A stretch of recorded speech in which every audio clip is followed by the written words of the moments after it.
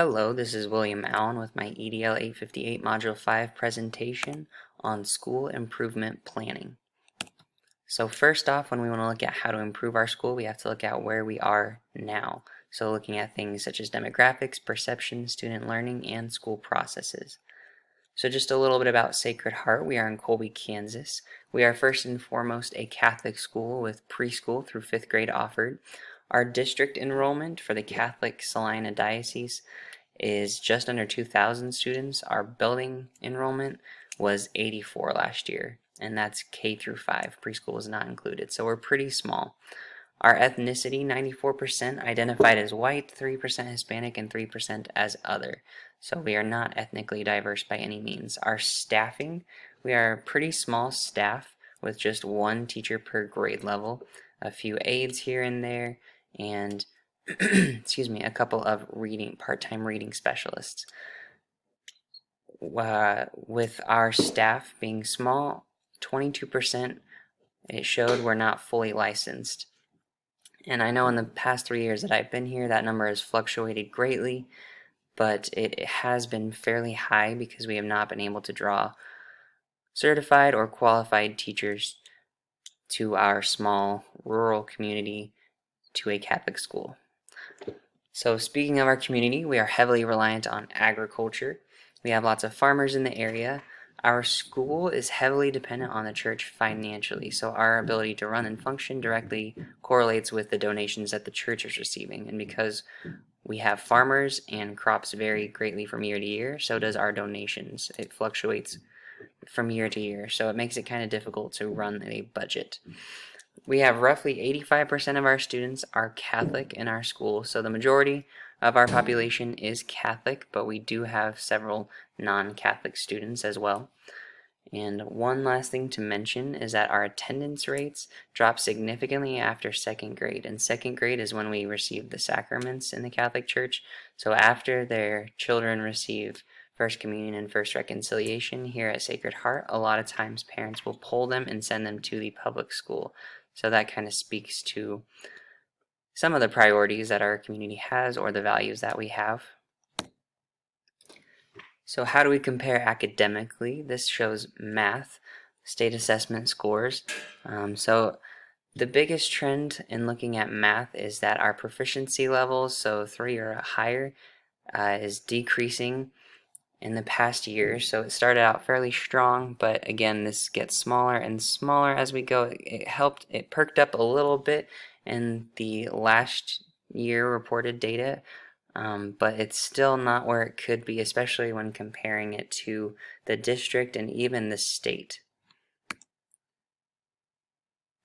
And looking at ELA data, again, state assessment scores for the past 5 years, again, it's kind of a similar story where it starts off strongly and then tends to get smaller. It fluctuates a little bit, but when compared to the district, it's showing that we are pretty well behind our district in ELA as well. And the state, it's fairly comparable, but even the state numbers are stronger in some years than our building numbers. So looking at where do we want to be and how are we going to get there. So looking at things such as the purpose and mission of our school, our goals that we have, and a vision that we have. So our mission statement for Sacred Heart is the mission of Sacred Heart School is to prepare minds for tomorrow and souls for eternity. We as educators must aim to develop the whole child for the formation of a complete person. We must direct him or her to make the present life a preparation for the future life.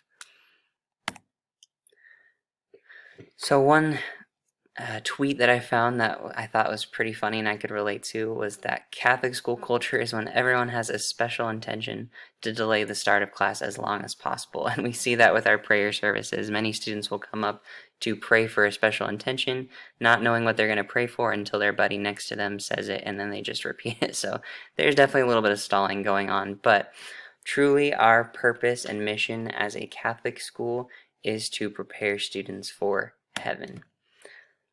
So we want to help them get to heaven, and we can do that by providing a strong Catholic education. So stressing Catholic values. Ideally, we would have teachers who are very comfortable teaching the Catholic faith. If they are not comfortable, teaching the Catholic faith, then it's going to be hurting our mission. We also want to provide a strong academic background for our students, so we want to teach with rigor. We want to use effective curriculum and effective instruction. I think that has been hindered. We have not updated our curriculum in reading for several years. I think they said over 7 years perhaps, I think, at our last meeting, but it's been a long time since we've evaluated that. It's also been a long time, it's also been a long time since we've had consistent staff. We've had unbelievable turnover with teachers and principals in the last several years that I've been here. So looking at some of our goals, our ideal goals would that we would be a 100% Catholic population, not saying that we aren't welcome and open to students that are not Catholic, but we want to be so Catholic and inspire others to join the church, that they would be so inspired they would get baptized into the Catholic Church and join the Catholic Church, and we would be 100% Catholic. We also have the goal of being 100% proficient in math and ELA. This may not be, I don't know what some would say, a realistic goal, but obviously we want to ensure the success of all students and make sure they're prepared for when they move on from Sacred Heart. Another goal is our ACRE survey, which looks at our Catholic faith and how well they know it and how they feel about it. So we want all of our students that exit 5th grade to have a positive outlook of the Catholic faith. We want to have STREAM learning opportunities, so science, technology, religion, engineering, art, and mathematics. We want to provide those opportunities to help our students grow, and we want to build and maintain a solid teaching foundation. So how are we going to know what's working? Is what we are doing making a difference? So we're going to have to look at data, the evaluation of our school processes, we're going to have to pray and discern what's working, and we're going to have to look at more data. So in this presentation, I could go on and on because our school currently, in my opinion, is a mess. But looking at a few action steps that we could take here and now to better our school and look down the road at what can help us to improve. So the first step we're going to take is to seek strong leadership, and we're going to be more active in our search and more pursuant in our search of strong leadership. We just had a new superintendent appointed just in this last month, so that hopefully will be a great change. We are still in the process of searching for a principal, and we have had, as I mentioned in previous assignments, 5 principals in the past 5 years. So I think that would tremendously help if we had someone qualified who is going to be around for a few years. The next thing that we can do is provide incentives to teach. As I mentioned before, our turnover for teachers is insane, as well as our qualifications are not where they should be. So we need to provide some incentives to teach.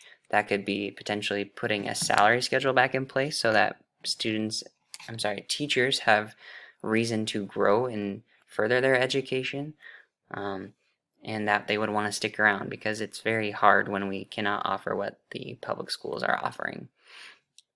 Another step that we could take is to evaluate curriculum and teaching practices, especially in reading. We just updated our math curriculum and we've seen positive results, but we need to look into our ELA and reading curriculums and see what is working and what is not working together as a whole staff. We also need to expand our STREAM initiative. So we're kind of tentatively taking on some activities this past year. We were kind of getting our feet wet, and I really hope to expand it this year. And we had talked about the possibility of forming a STREAM club after school, and we would receive funding from the diocese for this. So I think that would be a great opportunity to expand that initiative. And then finally, we're going to be seeking constant feedback from students, from parents, and from teachers. The only way that we're going to grow and know what's working is to ask people and to find out and look at hard data and seek feedback from the community as to where we are doing great in and what we can still improve on.